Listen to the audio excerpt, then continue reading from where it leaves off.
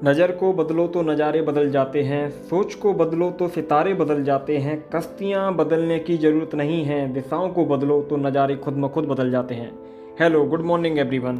तो सबसे पहले स्टार्टिंग हुआ हम आज का ब्लॉग हमारा एक्सरसाइज करने, और इसके बाद हमने लिया अपना टूथपेस्ट और दांतों को तरोताज़ा करने के लिए हम चल दिए। और टूथपेस्ट करने के बाद जब मैं रूम में आया तो मैं रात में जब मैंने पढ़ाई की थी तो मेरा टेबल कुछ इस तरीके का छूट गया था, क्योंकि गर्मी का टाइम है तो गेट की तरफ पे अपना टेबल रख लेता हूँ, तो उसको जल्दी से मैंने अपनी साइड से लगाया और जल्दी से अपने रूम को क्लीन करना स्टार्ट कर दिया था। और जल्दी से क्लीन करते हैं और क्लीन करने के बाद अपना आज का रूटीन हम स्टार्ट करेंगे।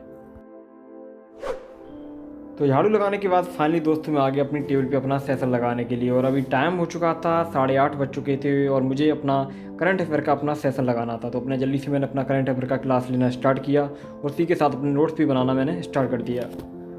और आप में से भाई लोगों की क्वेश्चन है कि हम करंट अफेयर कहाँ से कवर करें।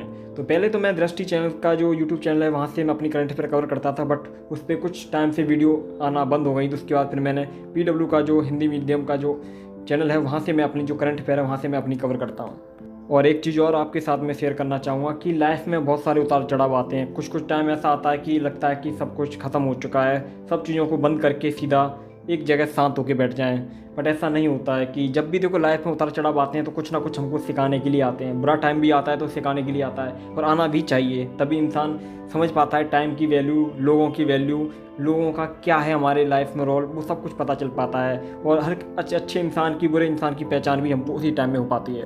और आप सभी लोग एक UPSC एस्पिरेंट है, तो आप लोगों के लिए मैंने कुछ बुक सजेस्ट किए जिन लोगों की आपके लिए डिमांड बहुत ज़्यादा थी, तो उनको देखिए।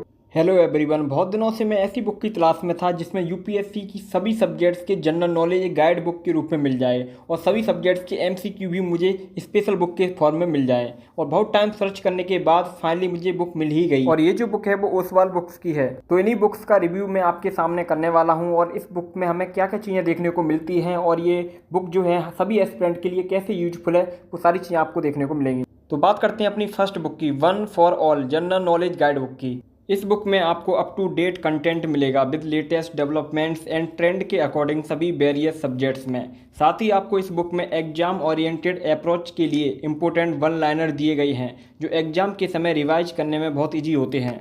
साथ ही इस बुक में सभी की कॉन्सेप्ट, टर्म्स एंड थ्योरीज को डिटेल के साथ डेप्थ में एक्सप्लेन किया गया है। और सबसे अच्छी बात मुझे इस बुक में यह लगी कि इन्फोग्राफिक्स एंड विजुअल एड्स को इस बुक में कॉन्सेप्ट एंड फैक्ट्स के द्वारा विजुअली एक्सप्लेन किया गया है। और यह बुक सभी गवर्नमेंट जॉब एग्जाम्स जैसे UPSC, state PSC, SSC, banking, railways, RRB, defence, teaching, state government सभी के लिए बहुत ही ज़्यादा यूजफुल है। इसके बाद बात करते हैं ओसवाल बुक्स की second book UPSC power bank, जिसमें आपको 1000+ MCQ मिलेंगे जो UPSC एंड स्टेट PCS दोनों एग्जाम्स के लिए बहुत ही ज़्यादा यूजफुल हैं। और इस बुक में लेटेस्ट UPSC एग्जाम पैटर्न के according ancient and medieval history दोनों सब्जेक्ट्स को कवर किया गया है।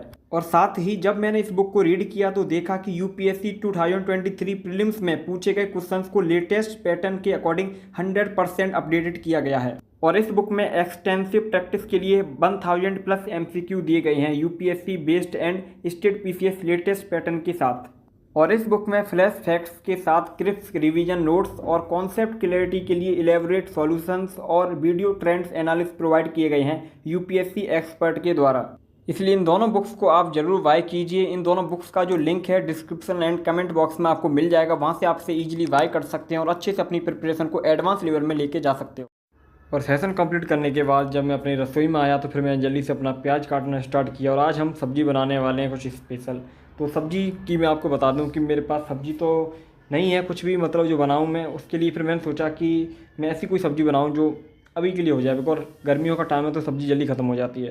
तो मैं दूध लेके आया था कल, तो मैंने बॉयल नहीं कर पाया था उसको, तो वो दूध हो चुका था मेरा ख़राब। उसमें से फिर मैंने पनीर निकाल लिया, बिकॉज हम देसी लोग हैं तो दूध को किसी भी चीज़ को ख़राब जाने क्यों दें जब उसका कोई ना कोई यूज हम कर सकते हैं। फिर मैंने उसमें से पनीर निकाल लिया, और पनीर निकाल के मैं आज उसी की सब्ज़ी आज मैं बनाने वाला हूँ। एक टाइम के लिए हो पाएगी बस, कोई ना, बट हम उसी की सब्ज़ी बनाएंगे। तो प्याज हमारा कट के रेडी हो चुका है, तो जल्दी से अपने बर्तन में हम डाल लेते हैं ऑयल को गर्म करके हम जल्दी से पनीर की सब्ज़ी बनाना रेडी करते हैं।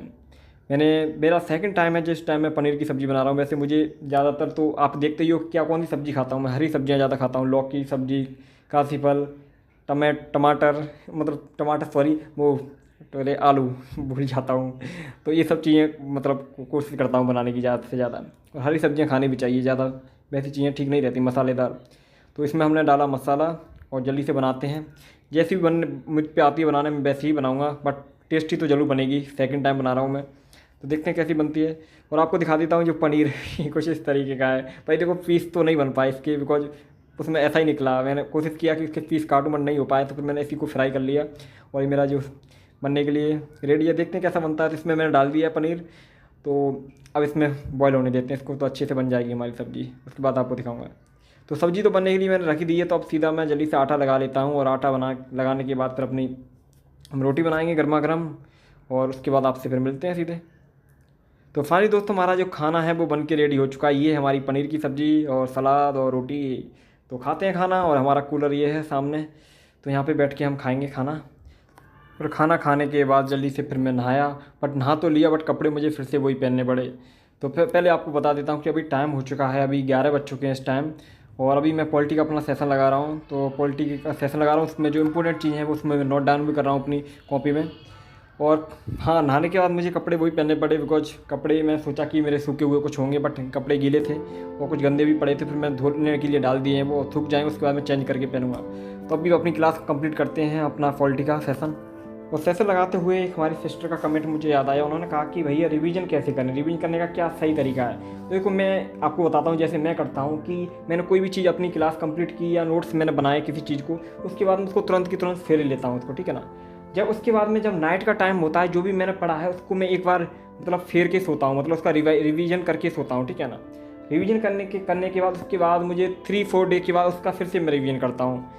और उसके बाद में 1 वीक का जब संडे का टाइम आता है, उसमें एक बार मैं जितनी भी चीज़ें हैं अच्छी इंपॉर्टेंट चीज़ें, उनको मैं सबको रिवीजन कर लेता हूँ। उसके बाद आता है मेरा 15 दिन के बाद मैं रिवीजन करता हूँ। उसके बाद 1 मंथ, ऐसे कंटिन्यू हमारा चलता रहता है। देखो ऐसा है बहुत सारी चीज़ें इकट्ठी हो जाती है हमारी कि हम रिवीजन तुरंत नहीं कर पाते। थोड़ा थोड़ा करके रिवीजन करिए, थोड़ा थोड़ा टाइम करके रिवीजन दीजिए, तो आप इजीली रिवीजन कर पाओगे। और याद करने का सबसे बेस्ट तरीका रिवीजन करना ही है। जब आप रिवीजन करोगे तो आपको चीज़ें कंठस्थ होने में टाइम नहीं लगेगा। तो ठीक है दोस्तों, आज का जो ब्लॉग है हम यहीं पे एंड करते हैं। नेक्स्ट ब्लॉग आप लोगों के लिए जल्दी लेके आऊँगा। टेक केयर, बाय बाय, और अच्छे से पढ़ाई करते रहिए। मिलते हैं नेक्स्ट ब्लॉग में।